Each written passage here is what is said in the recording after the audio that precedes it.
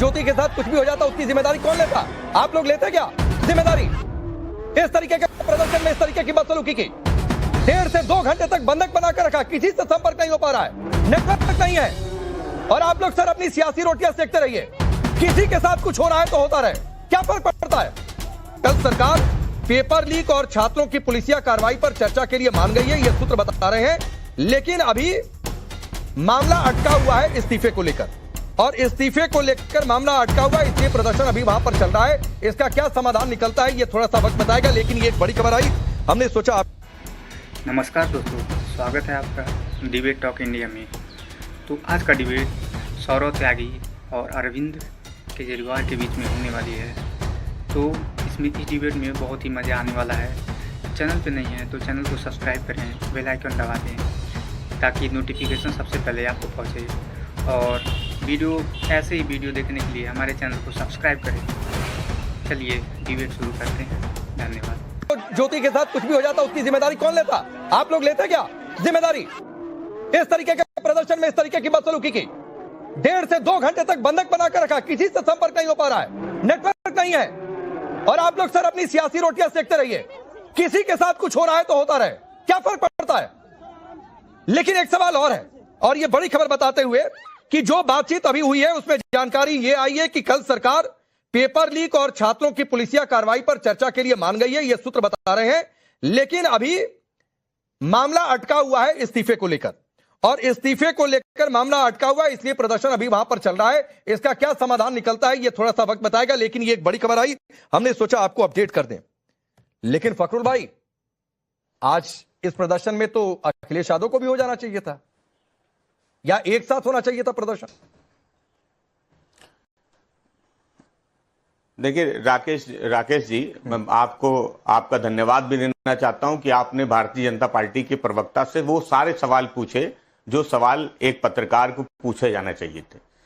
देखिए, हमें तो पीड़ा है, हमें तो उन बच्चों की पीड़ा है। आदरणीय सांसद डिंपल यादव जी, वो कल उन बच्चों के बीच में थी जो घायल थी, उनको पानी भी पिलाने का काम किया, हॉस्पिटल एडमिट भी कराने का काम किया। समाजवादी पार्टी अपनी लोकतांत्रिक जिम्मेदारी को निभा रही, लेकिन भारतीय जनता पार्टी की सरकार वो अपना अहंकार नहीं छोड़ रही है। आप भारतीय जनता पार्टी के प्रवक्ता का सुन रहे थे कि कैसे लाठीचार्ज को, दूसरे राज्यों में जो लाठीचार्ज हुई उससे जस्टिफाई कर रहे थे कि वहां भी हुई थी, यहां भी हुई। देखिए, सवाल ये कि नौजवान वो बच्चे कौन हैं? वो बच्चे हमारे आपके घर के ही तो हैं।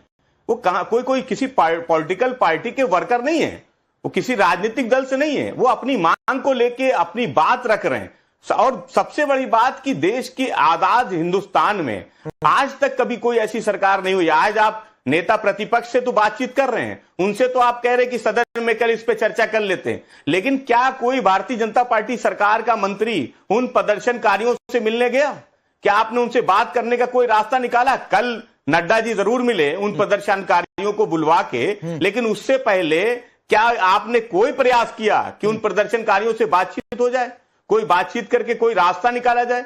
अरे आप उन प्रदर्शनकारियों को पहले ही, आप जैसे किसानों को खालिस्तानी पाकिस्तानी आतंकवादी कहते थे, इन प्रदर्शनकारियों पे भी पाकिस्तानी, चाइनीज, पता नहीं क्या क्या नाम देके आप पुकारने लगे। क्या इस देश में लोकतांत्रिक तरह से धरना प्रदर्शन करने वाले वो देशद्रोही हैं?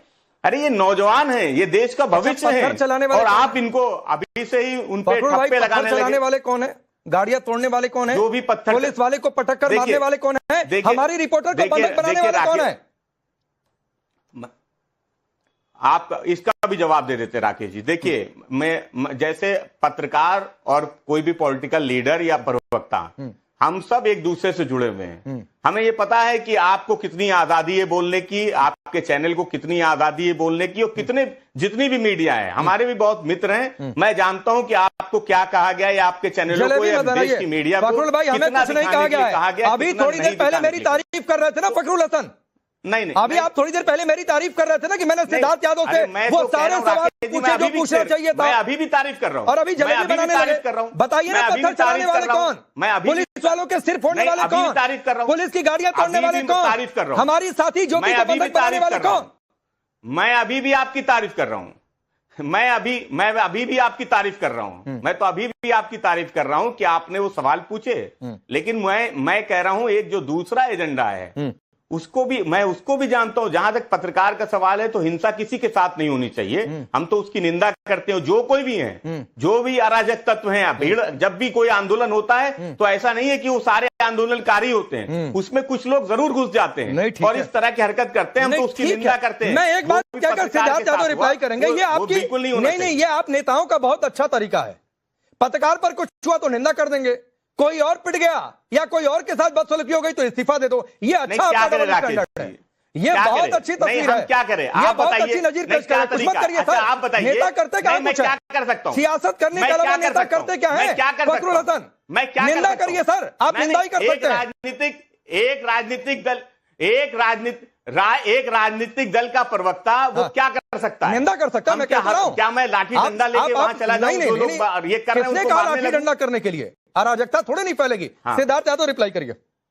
फिर क्या कर सकते? मैं तो कह रहा हूं, राकेश जी ये बार बार पूछ रहे हैं, मैं तो लोकतांत्रिक ये बार बार पूछ रहे हैं कि हम क्या कर सकते हैं। सिद्धार्थ यादव रिप्लाई करें, फिर निमान भाई आ रहा हूं। ये बार बार पूछ रहे हैं कि क्या कर सकते हैं। ये जब वहां जा रहे हैं और वहां पर नारा लगाया जा रहा है सीता के पति के लिए नीता का पति, तब ये उसकी निंदा कर सकते हैं, खड़े होकर के मना कर सकते हैं। जब वहां कश्मीर लद्दाख चिकन नेक को लेकर के कहा जा रहा है, तब ये खड़े हो सकते हैं, उसकी निंदा कर सकते हैं, मना कर सकते हैं। जब वहां पे छात्रों की मांगों को छोड़ करके देश के विभाजन के नारे लग रहे हैं, मना कर सकते हैं। इनके नेता ट्विटर पे जाकर के भी कह सकते हैं कि हम सबसे शांति की अपील करते हैं, कोई भी इस आंदोलन को खराब करने का काम ना करे। छात्र अपनी बात रखना चाह रहे हैं, सरकार बात सुनना चाह रही है। छात्र कल संसद की ओर मार्च करे, सरकार के मंत्री ने उनको बुला लिया, उनका ज्ञापन स्वीकार कर लिया। आपको इसमें कड़वाहट डालने की बात कहां से आई? नहीं, आप इसमें, अरे मैं ही बता रहा हूँ, आप अपनी जिम्मेदारी पूछ रहे थे, इसलिए आपको बता दिया। आपकी मेरे को भी पता है, इसी तरीके से कंफ्यूजन था ना अपनी वाली के लिए, तो मैंने आपको आपकी जिम्मेदारी बता दी। मुझे मेरी जिम्मेदारी पता है, सरकार अपनी जिम्मेदारी जानती है और सरकार की जिम्मेदारी निभाई। आपकी क्या जिम्मेदारी? आप हमें हमारी जिम्मेदारी बता रहे हैं, आपकी क्या जिम्मेदारी है? देश के सरकार की क्या जिम्मेदारी है? उन छात्रों से बात भी करें, उनका ज्ञापन भी स्वीकार किया। बने रहना अपनी जिम्मेदारी भी देख लीजिए। सरकार अपनी जिम्मेदारी बहुत अच्छे से जानती है। 50,000 से बढ़कर के देश में डॉक्टर की सीट 1 लाख हो गई है, जिसमें जिम्मेदारी है आपकी। आपकी सरकार के समय में 50,000 ही थे, आज 1 लाख जाते हैं। और आप लोग बात कर रहे हैं डॉक्टरों की नीड की। आप इसमें आप लोगों के मन में कितनी बात है और किस मन में चोर को छुपा करके, किस घृणा के साथ, किस लालच के साथ आप इस आंदोलन को खड़ा करके खराब करना चाहते हैं, वो हम जानते हैं अच्छे से। फखरुल हसन साहब, आपके चेहरे से टपक रहा है कि मन में क्या बात निकलती है, क्या बात नहीं निकल रही। अच्छा ठीक है, जरा निमान को भी आइए, मैं आता हूँ। सिद्धार्थ यादव आता हूँ, सिद्धार्थ यादव आता हूँ, फखरुल भाई आता हूँ। रुक जाइए। अब निमान भाई को लाइए जरा स्क्रीन पर। निमान भाई, अरविंद केजरीवाल अस्पताल भी गए, जंतर मंतर भी गए अभी थोड़ी देर पहले, ठीक है। राहुल गांधी, एक साथ आप लोग क्यों नहीं प्रदर्शन कर पा रहे हैं? लग रहा है हमारा प्रदर्शन बड़ा हो जाए, हमारा प्रदर्शन बड़ा हो जाए। एक साथ आने में दिक्कत है, क्योंकि सबको सबसे बड़ा हमदर्द बनना है। मैं हूं सबसे बड़ा हमदर्द। इस बात की सियासी होड़ मची हुई है। इस बात का जवाब और एक और सवाल दाग देता हूं उसके साथ ही। और सवाल यह है, एक तस्वीर बीजेपी ने डाली है, अलग अलग बीजेपी के प्रवक्ताओं ने और अमित मालवीय ने भी लिखा है। यह हाजी अफजल है सीलमपुर से, हिस्ट्री शीटर है, मकोका के अंदर कन्विक्ट हुए हैं, पत्नी आपकी पार्टी से को काउंसलर बताया जा रहा है, कल के पत्थरबाजी में ये भी शामिल थे। ये तस्वीर भी हमने रखी है स्क्रीन पर, बताइए। देखिए, इसी वजह से ये स्टूडेंट्स की बात नहीं सुन रहे। यही वजह है कि ये स्टूडेंट्स की बात नहीं सुन रहे। इनके पास, बीजेपी वालों के पास वहां के सारे बयान हैं, वहां की सारी फुटेज है, 30 दिन पुराना सारा रिकॉर्ड है, इनको सब पता है। लेकिन इनको सिर्फ इतना नहीं पता कि ये स्टूडेंट्स मांग क्या कर रहे हैं। स्टूडेंट्स केवल इतना कह रहे हैं कि हमारे जो पेपर लीक हो रहे हैं, जो 2024 में भी हुआ था, तब धर्मेंद्र प्रधान जी ने कहा था कि आज के बाद नहीं होगा।